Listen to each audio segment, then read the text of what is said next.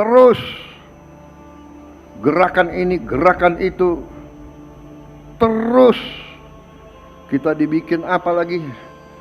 Indonesia gelap, matanya burem. Indonesia gelap. Ada yang mau kabur, kabur aja. Kok kabur aja ke sana? Mungkin ada yang mau kabur ke Yaman, silakan. Mau kabur kemana? Ini menandai bahwa kebangkitan suatu bangsa perlu suatu kerja keras, kesinambungan, dan terutama untuk kesekian kali lagi saya menyampaikan keyakinan saya dari apa yang saya pelajari dari sejarah perkembangan dunia. Satu-satunya jalan menuju kebangkitan suatu bangsa yang berhasil adalah nasionalisme, adalah cinta tanah air, adalah persatuan nasional. Dan hal ini difahami, dimengerti oleh negara-negara besar, oleh negara-negara yang ingin jadi hegemon. Karena ini adalah sifat manusia. Semakin besar, semakin kuat, semakin ingin dominasi, semakin ingin menguasai. Saudara-saudara, dan apa yang ingin dikuasai? Yang ingin dikuasai adalah kekayaan, resources.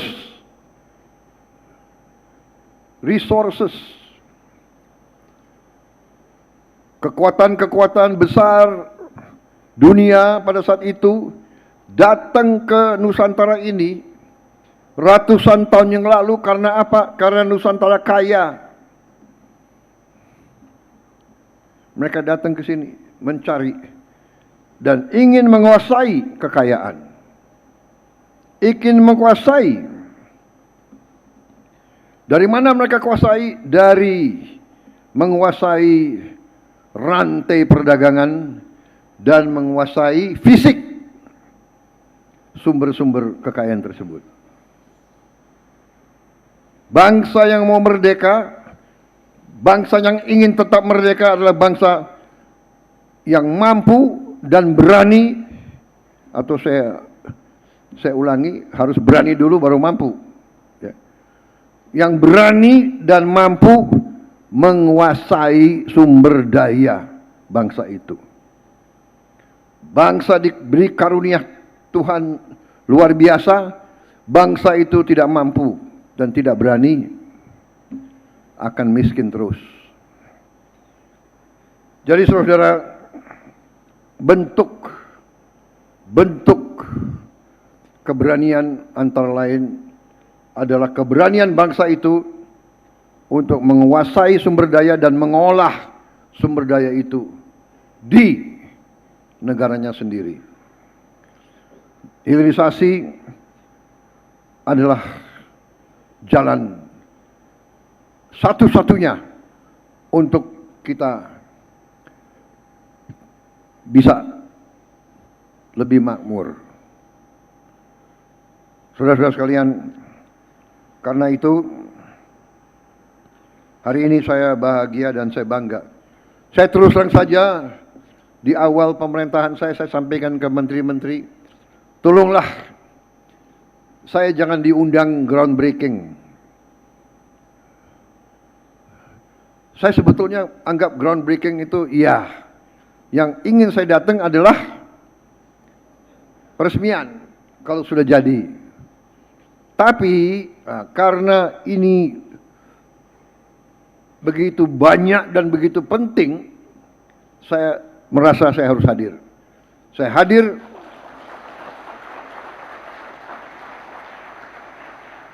hadir untuk memberi semangat, memberi penghormatan kepada mereka-mereka yang menyiapkan proyek-proyek ini. Proyek ini tidak jatuh dari langit. Proyek-proyek ini adalah buah pemikiran, saya kira buah pemikiran belasan tahun, mungkin puluhan tahun.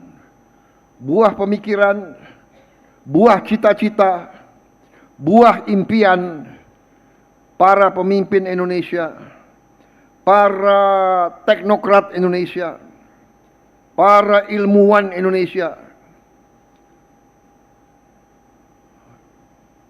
sehingga wujudlah konsep-konsep ini. Kita tidak mau sekedar jual bahan baku. Kita tidak mau hanya menjual buah kelapa. Kita mau olah turunan-turunannya di Indonesia supaya nilai tambahnya dinikmati oleh rakyat Indonesia.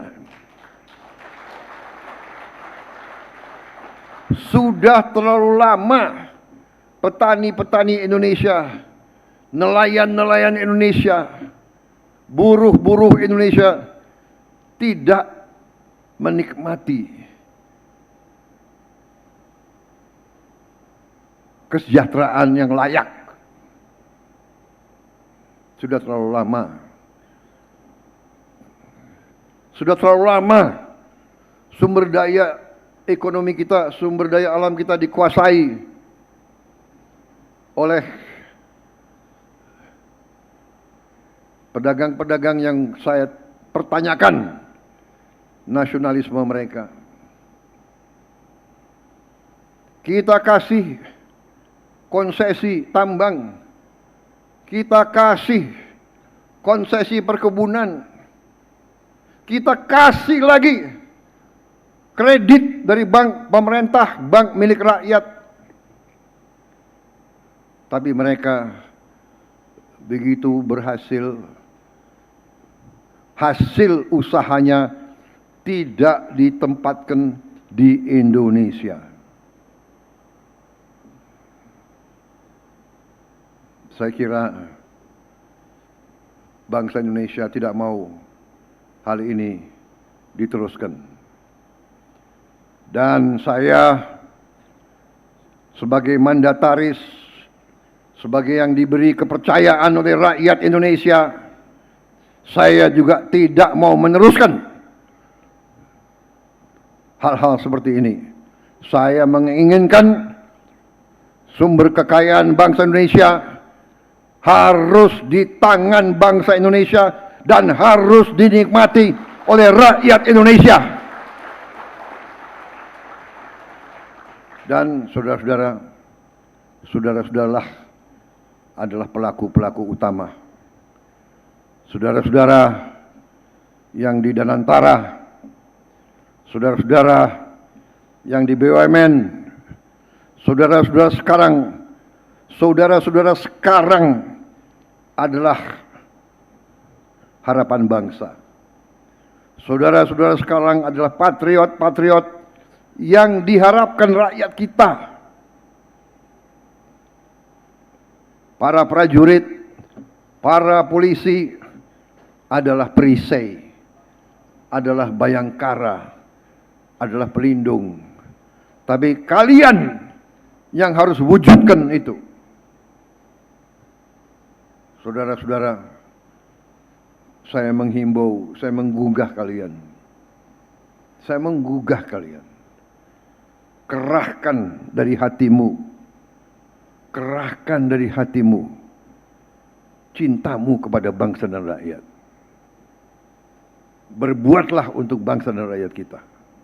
Ini kesempatan emas. Ini kesempatan emas. Kita sudah mengerti kekayaan kita. Kita sudah paham. Kita sudah lihat data-datanya. Sekarang tinggal kita mampu atau tidak mengelola. Sekarang saatnya para teknokrat. Sekarang saatnya para ilmuwan. Sekarang saatnya para insinyur, para profesor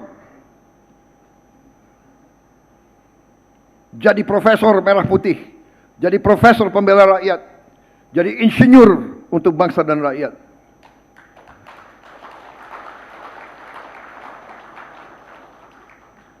Jangan kepandaianmu kau pakai untuk menipu rakyat dan bangsa. Jangan kepandaianmu kau pakai untuk menutupi korupsi dan perampokan. Jangan kepandaianmu kau pakai untuk memperkaya bangsa lain. Kita tidak benci bangsa lain. Kita tidak mau rakyat kita miskin terus karena uang kita diambil ke luar negeri. Kalau saudara mau, silakan. Jangan ikut pemerintah yang saya pimpin. Pilih. Tiap manusia boleh pilih. Pilih bela rakyatmu atau pilih mengabdi ke yang lain. Saya tidak akan toleransi mereka-mereka yang tidak patriotik. Sepinter kau apapun, kalau kau tidak bela bangsamu sendiri, tidak ada tempat di sekitar saya. Carilah orang lain. Jadi saudara-saudara, hilirisasi ini adalah hal yang bersejarah. Perjalanan suatu bangsa yang saya katakan lama, susah, ibarat long march. Ini long march satu bangsa. Long march satu bangsa. Kita dijajah, kita diadu domba, kita diinfiltrasi, dibikin pemberontakan. DITI, Angkatan Perang Ratu Adil, RMS, PGRS Paraku, PRRI Permesta, terus gerakan ini, gerakan itu, terus kita dibikin apa lagi? Indonesia gelap, matanya buram. Indonesia gelap, Indonesia terang. Ada yang mau kabur, ada yang mau kabur, kabur aja. Kok kabur aja ke sana. Mungkin ada yang mau kabur ke Yaman, silakan. Mau kabur kemana? Hei orang-orang pinter, bukalah berita, lihatlah. Kita ditempatkan sebagai negara yang paling aman di dunia sekarang.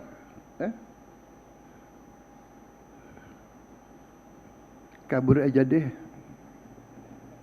Iya, kabur aja biar kita nggak gaduh. Saudara-saudara, apapun terjadi, kita hanya mau kerja untuk rakyat. Jadi saya ke sini untuk menghargai pekerjaan kalian.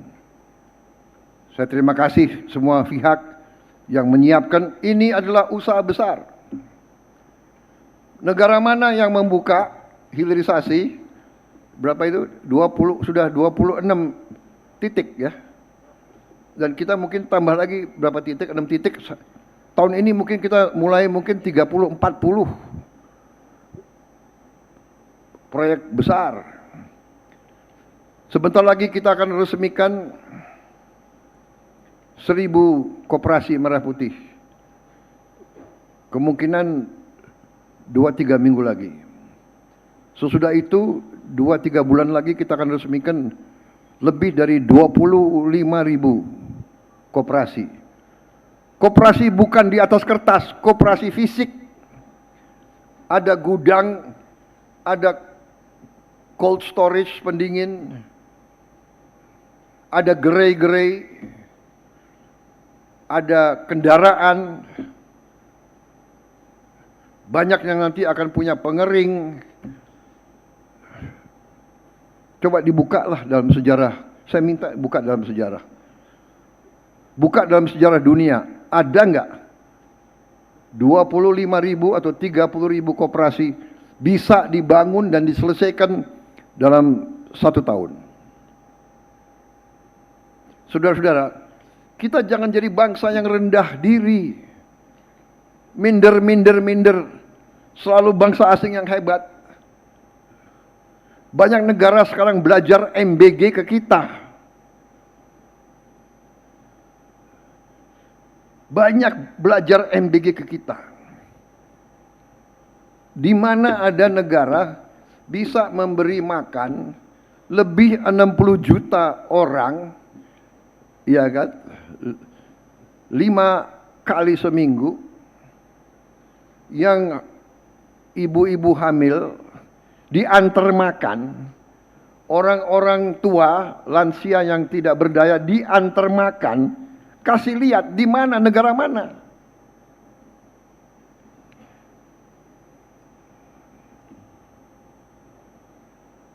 Mungkin Tiongkok, tapi Tiongkok kita tahu dia sudah take off lebih dahulu dari kita.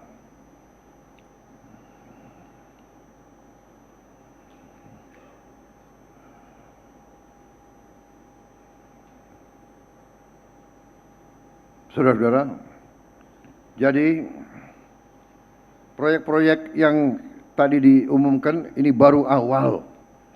Ya. Kalau Anda perhatikan, kita olah semua nikel, boksit, bahkan batu bara, bahkan komoditas pertanian kita mau olah supaya nilai tambah ada di Indonesia, supaya kita bisa tambah makmur. Kita bisa, dan kemakmuran itu harus ke rakyat. Yang kaya tidak boleh 0,1% di atas. Kita terbuka. Indonesia harus untuk semua. Yang kuat monggo. Kita tidak anti orang kaya. Tapi orang kaya harus nasionalis. Bangsa Indonesia bukan ladang dan sawah untuk diambil kekayaannya dibawa ke luar negeri. Saya ulangi, bangsa Indonesia tidak mau jadi sawahnya orang lain, tidak mau jadi ladangnya orang lain. Bangsa Indonesia ingin kekayaan Indonesia di tangan, dinikmati oleh rakyat Indonesia. Berkali-kali saya bicara seperti itu. Dan saya bertekad untuk mencapai itu. Dan saudara-saudara adalah ujung tombak dari usaha besar bangsa Indonesia ini. Saudara-saudara, kita sudah menghasilkan MBG puluhan juta dan kita akan teruskan sampai selesai. Banyak kekurangan kita selesaikan. Banyak yang takut ini berhasil. Tapi kita sudah merasakan manfaatnya. Petani-petani yang tadinya hasil panennya tidak terbeli. Begitu dia panen mangga, mangganya tidak diambil. Puso, rusak di kebun. Panennya tidak diserap. Tengkulak datang, banting harga. Tidak mungkin rakyat kita sejahtera. Sekarang kita rubah. Hampir semua petani dan nelayan punya jaminan pasar, off-take. Berapa yang dia hasilkan, berapa itu pun akan diserap oleh bangsa Indonesia.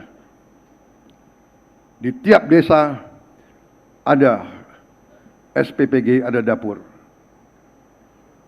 Kalau ada kekurangan, kita tindak.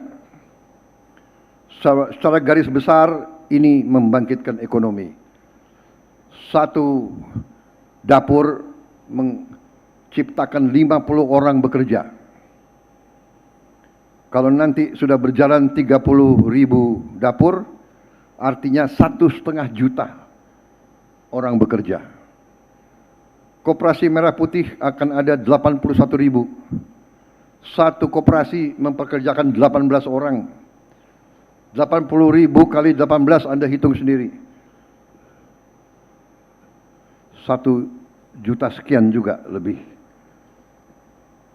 Jadi saudara-saudara, belum program-program kita yang lain, perumahan rakyat. Jadi tadi itu adalah untuk mengembalikan arus kekayaan yang keluar negeri. Kita balikan sekarang, kita gelontorkan ke rakyat.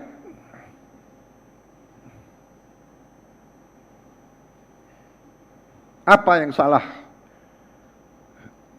Apa yang salah kalau Presiden Republik Indonesia dan pemerintah yang dia pimpin ingin menggelontor uang kepada rakyatnya sendiri?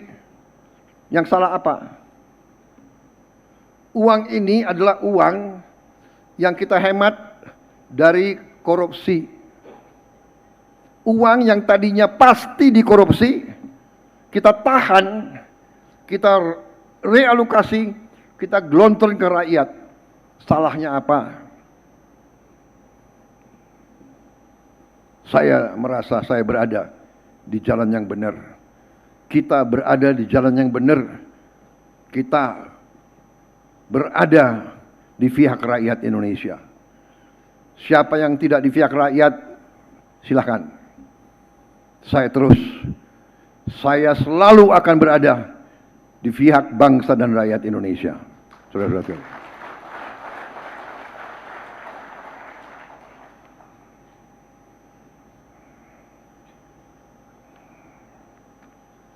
Karena itu, saya ucapkan terima kasih dan selamat kepada semua pihak. Saya juga perintahkan terus dikaji, karena perkembangan teknologi berjalan terus. Saya minta kita objektif dan kita bersifat scientific. Kita hitung secara matematik.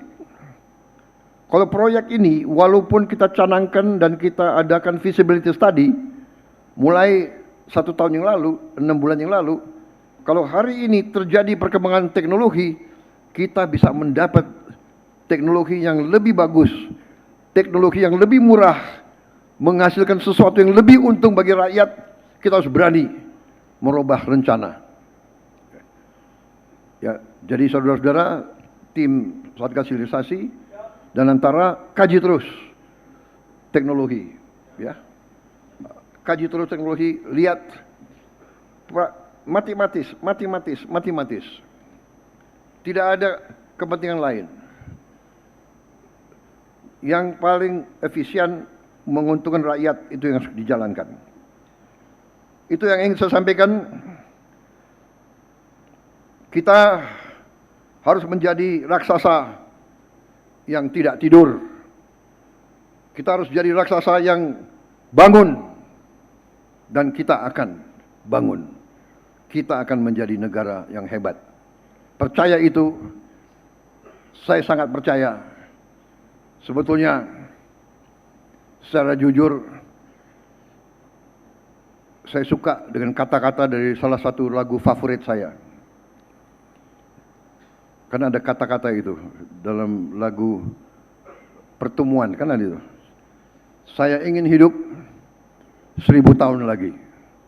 Karena saya ingin melihat Indonesia jaya, rakyat Indonesia makmur, Indonesia dihormati, dibanggakan oleh bangsa-bangsa lain. Saudara-saudara sekalian.